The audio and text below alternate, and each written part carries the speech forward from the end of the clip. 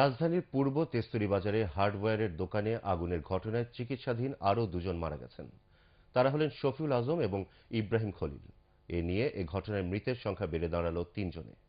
Dhaka medical college হাসপাতালের burn unit কর্তৃপক্ষ জানিয়েছে, চিকিৎসাধীন রোগীদের মধ্যে ৩ জনের অবস্থা আশঙ্কাজনক। আরও জানাচ্ছেন শেখর দীপু। শিশু লাবিব এখনো বুঝেই উঠতে পারেনি কি হারিয়েছে সে। বাবা ইব্রাহিম খলিলের নিথর দেহ যখন সবাই হাসপাতাল থেকে বাসায় নিয়ে যাওয়ার তোড়জোড় করছে, তখন চিপসের বায়না তার। কিন্তু যারা বোঝেন তাদের কোনো বায়না নেই, নেই সান্ত্বনা। মানুষ মরে গেলে তো মাটির নিচে দিলে শেষ, কিন্তু ওর কি হইব বলেন, ওর কি হইব? আল্লাহ, তুমি এটা কি করলে আল্লাহ? ঝিনাইদহের শফিউল আজম অনেকটা নিভৃতচারী একজন মানুষ ছিলেন।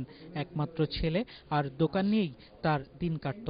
যে দোকানে আগুন লাগে সেই দোকানের পার্টনার ছিলেন তিনি।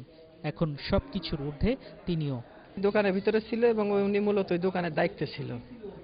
তারপরে অ্যাক্সিডেন্ট হয়, যদি মা না থাকে সংসারে, তো যেভাবে থাকে সেভাবেই ওরা থাকতো আর কি।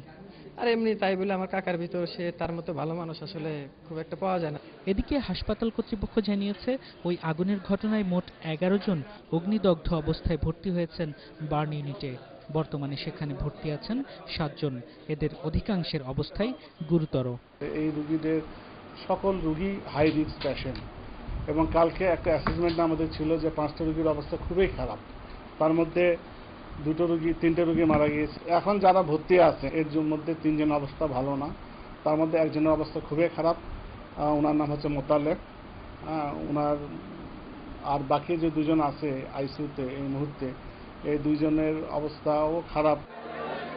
পূর্ব তেজতুরি বাজারের ওই আগুনে এর আগে শুক্রবার দিবাগত রাত 1টায় আব্দুল লতিফ নামে আরও একজন মারা গেছেন।